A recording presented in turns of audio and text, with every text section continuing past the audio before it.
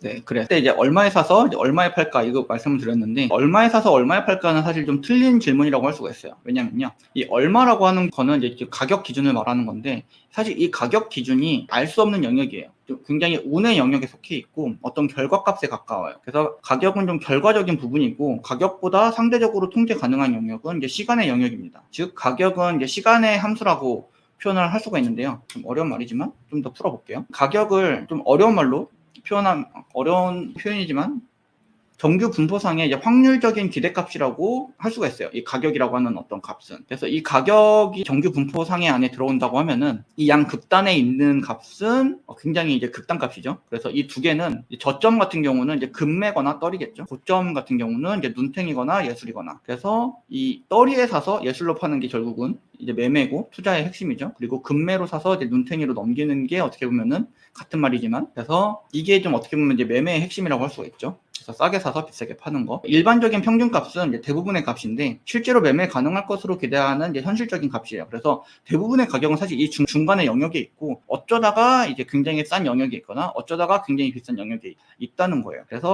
그래서 사실은 굉장히 싸게 사서 굉장히 비싸게 팔지 않더라도 떨이나 금매로 이 싸게 사는 영역에서 사기만 하더라도, 그리고 이 상태에서 이제 제값에 팔기만 하더라도 이제 충분히 돈을 벌 수가 있고요. 반대로 이제 눈탱이 맞지만 않아도, 그러니까 너무 비싸게 사지만 않아도 중장기적으로는 돈을 벌 수가 있어요. 대신에 비싸게 사게 되면요, 눈탱이 맞게 되면은 그래도 비트코인은 4년에서 한 5년 정도 후면은 그 이상 회복이 됩니다. 그래서 이제 실제 가격 차트에서 이제 정규 분포의 예시를 보면요, 좀 그림이 작은데요. 그러니까 실제로 어떤 가격, 이건 이제 부동산 가격인데, 부동산 가격도 실제로 보면은 대부분의 가격은 중간값에 몰려 있고, 가끔 가다가 이런 굉장히 싼 가격이나 아니면 굉장히 비싼, 그 당시보다도 굉장히 비싸게 팔리기도 하고 굉장히 싸게 팔리기도 하고, 이렇게 거래가 이루어지긴 하지만 대부분의 경우는 이 중간값에서 이루어진다는 거예요. 그리고 이 전체를 이제 통계낸다고 하더라도 대부분의 가격은 어떤 이 중간값에 몰리게 되는 거지, 이 극단값에 있는 가격은 굉장히 이제 극소수에 해당한다는 내용이에요. 그래서 이거는 사실 이제 주식에서도 마찬가지고 비트코인도 마찬가지인데, 이 캔들 차트 자체도 사실은 이 정규 분포를 그대로 보여주고 있는 거예요. 그래서 이 몸통 부분은, 이 캔들 차트의 몸통 부분은 정규 분포의 두꺼운 부분이 되고, 그리고 위아래 꼬리 부분은 사실은 이제 이 극단값이라고 할 수가 있는 거죠. 그래서 이 가격과 이 정규 분포의 관계는 결론적으로 말하면 이제 극단값은 이제 예측하기 힘들다는 거예요. 그래서 이제 금매와 눈탱이는 분명히 존재하지만 그걸 내가 잡을 수 있을지는 굉장히 확신할 수 없는 영역이고, 그래서 가격의 의미는 평균값에 있습니다. 그래서 따라서 이제 장기간 머무른 가격에 더 큰 의미가 있고, 이거를 좀 더 확장해서 얘기하면은 이제 저점 고점의 이제 정확한 예측보다 어떤 타임 스케줄의 예측이 더 현실적이라고 할 수가 있는 거예요. 그래서 따라서 이제 맞는 질문은 이제 얼마에 사서 얼마에 파는 게 아니라 언제 사서 언제 팔까, 이 고민을 해야 된다는 거죠. 왜냐면 가격이라고 하는 거는 이제 결과적인 값이고, 가격이 나오기 전에 그 시간이라고 하는 값이 좀 더 통제 가능한 값이기 때문입니다. 그래서 이제 언제 사서 언제 팔지 알려면요, 일단 예측 가능한 영역과 예측 불가능한 영역이 있다고 말씀을 드렸는데, 예측 가능한 영역은 이런 사이클과 트렌드예요. 그래서 이 공급 그리고 수요를 바탕으로 한 어떤 이 사이클 만들어지는 거를 이해를 하면 예측 가능한 영역을 바탕으로 언제 사서 언제 팔지 알게 되고요. 이제 예측 불가능한 영역이 있어요. 예측 불가능한 영역은 아까 말씀드린 이제 블랙스완 같은 경우는 이제 예측이 불가능하지만, 그 블랙스완이 끝나고 난 다음에, 그러니까 블랙스완이 일어나고 난 다음에 그 이후 트렌드부터, 그 이후에 추세가 만들어지는 것부터는 이제 예측이 가능할 수도 있습니다.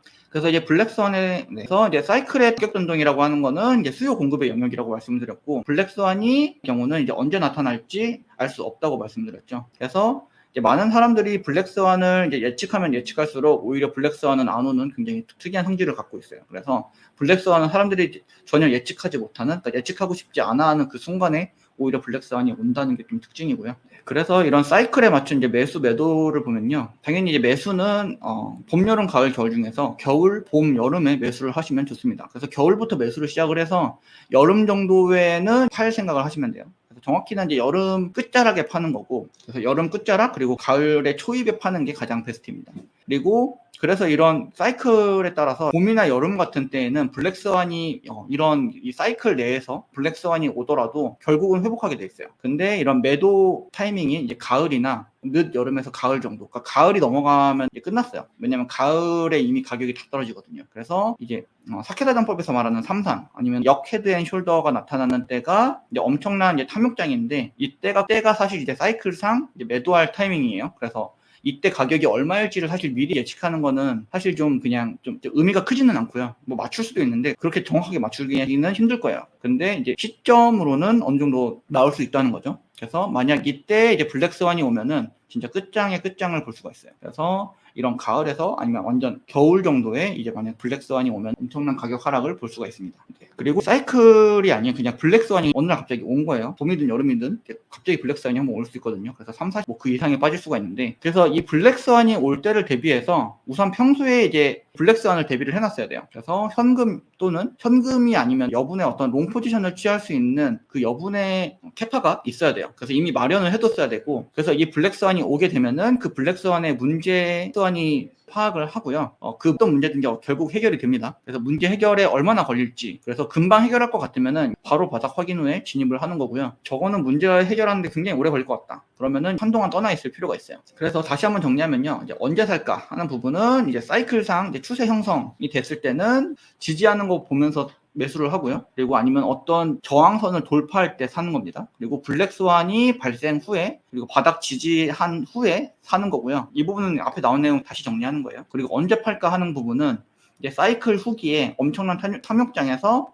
역 헤드앤숄더가 나타났을 때 팔거나요, 아니면 추세 속에서, 이제 추세라고 하는 거는 이제 사이클 내에서 존재하는 사이클 내의 작은 추세라고 보시면 돼요. 그래서 세 가지 그 경우가 있을 텐데, P는 이제 테이크 프로핏이라고 해가지고 익절이라고도 합니다. 그래서 이익 본 거를 이제 수익 실현하는 거, 수익 실현의 영역이고, 여기는 좀 운의 영역이에요. 그래서 보통은 이제 저항선 부근에서 팔죠. 그래서 그냥, 근데 그럼에도 불구하고 더 올라갈 수가 있고요. 그리고 이제 TC는 이제 타임컷이라고 하는데, 타임컷은 잘 모르실 거예요. 근데 이 타임컷이 사실은 이제 계절성에서 나온 확장된 개념인데, 그러니까 어떤 가격이 더 이상 오르지도 않고 떨어지지도 않고 그냥 계속 지지부진하고 있을 때, 이 익절이라고 하는 거는 이제 가격이 올라서 파는 거고요.